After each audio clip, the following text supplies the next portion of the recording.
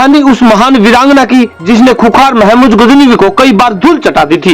इतिहास में दर्ज किस्से बताते हैं कि वो एक ऐसी महान वीरांगना रही जिनके पति ने भी उनका नाम अपने नाम से पहले लगाया और उन्हें देश में दिदक सेनगुप्ता के नाम से पहचाना गया। देश की इस महान नायिका को कश्मीर की रानी के नाम से भी जाना जाता है। तेज दिमाग, बाजी पलटने का हुनर और गुरिल्ला युद्ध नीति को जन्म देने वाली वीरांगना दिद्दा का इतिहास सुनहरे अक्षरों में लिखा गया है।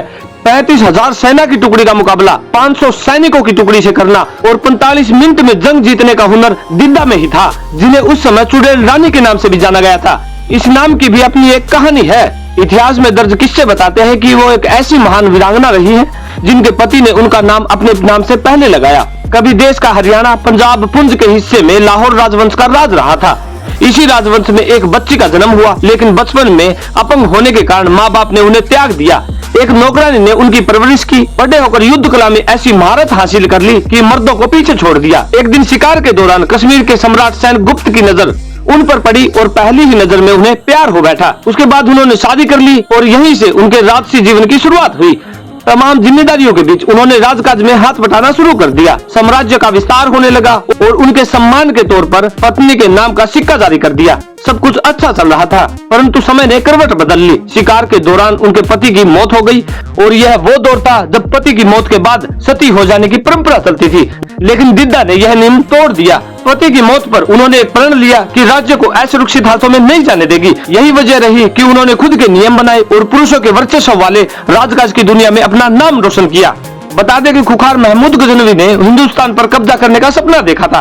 1025 में गजनवी ने गुजरात के सोमनाथ मंदिर पर आक्रमण किया। उसके बाद ही उसने कश्मीर को हासिल करने की योजना बनानी शुरू कर दी। गजनवी आगे बढ़ा, लेकिन रानी दिद्दा की बहादुरी के आगे वो टिक नहीं सका। उन्होंने ऐसी रणनीति अपनाई कि गजनवी को राज्य के दायरे में घुसने से पहले ही रोक दिया, और वो भी एक बार नहीं, अपनी रणनीति के चलते उसने 2 बार गजनवी को पछाड़ दिया था।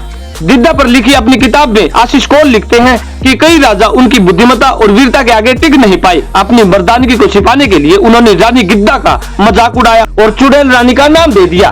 कश्मीर की उस महान रानी को सिर्फ उनकी महानता और उन वीर गाथाओं के कारण ही नहीं जाना गया, बल्कि सत्ता को काबिल हाथों में देने के लिए भी याद किया जाता है। ढलती उम्र में जब सत्ता को काबिल हाथों में देने की बारी आई तो उन्होंने अपने भांजों के बीच दिलचस्प प्रतियोगिता रखी। नियम था कि जो सबसे ज्यादा सेब अपने हाथों में लेकर आएगा उसे सत्ता की सम्मान सौंप दी जाएगी, और उन्होंने अपने इस तरीके से पराक्रम और बुद्धि दोनों को आंका। आपको बता दें कि दिद्दा का जन्म 924 ईस्वी के आसपास हुआ था। वह लाहौर के राजा सिंहराज की बेटी और काबुल के हिंदू शाही भीमदेव शाही की पोती थी।